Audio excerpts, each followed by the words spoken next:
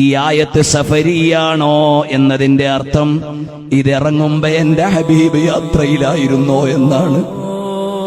ഈ ആയത്ത് ഹലരിയാണോ എന്നതിന്റെ അർത്ഥം ഈ ആയത്ത് ഇറങ്ങുമ്പോ എന്റെ ഹബീബ് എവിടെങ്കിലും ഇരിക്കുകയായിരുന്നോ എന്നാണ്.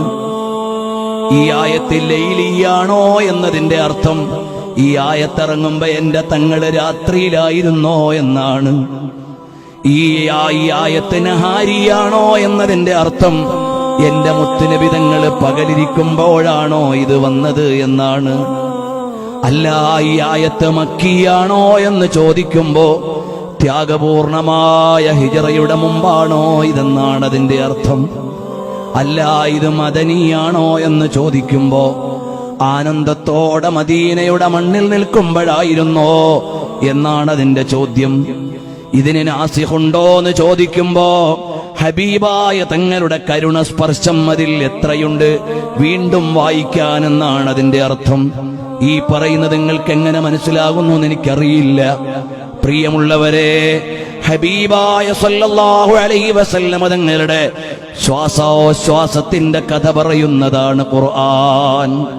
അവിടുത്തെ വിശ്രമവും ക്ഷീണവും ആരോഗ്യവും അവിടുത്തെ സന്തോഷവും എല്ലാം പറയുന്നതാണ് ഖുർആൻ. തങ്ങൾ ബേജാറിലാണോ?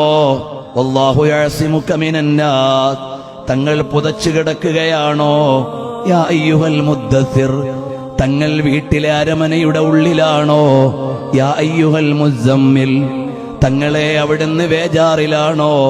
സാനിയസ്നൈനി ഇദ്ഹുമാ ഫിൽ ഗാർ.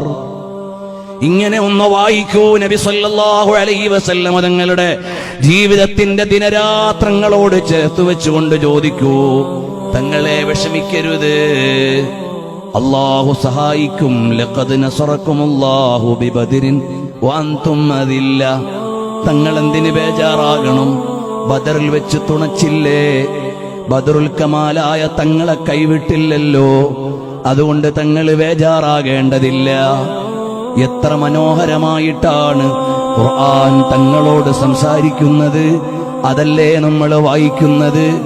ആ കാരുണ്യത്തിന്റെ ശീതളച്ചായയിലല്ലേ ഇസ്ലാമിന്റെ ആളുകൾ അഭിമാനപൂർവ്വം ജീവിക്കുന്നത്. അതുകൊണ്ട് നമ്മുടെ ഖൽബൊന്ന് ചേർത്ത് വെക്കാം ഇലാ ജനാബി റസൂലില്ലാഹ്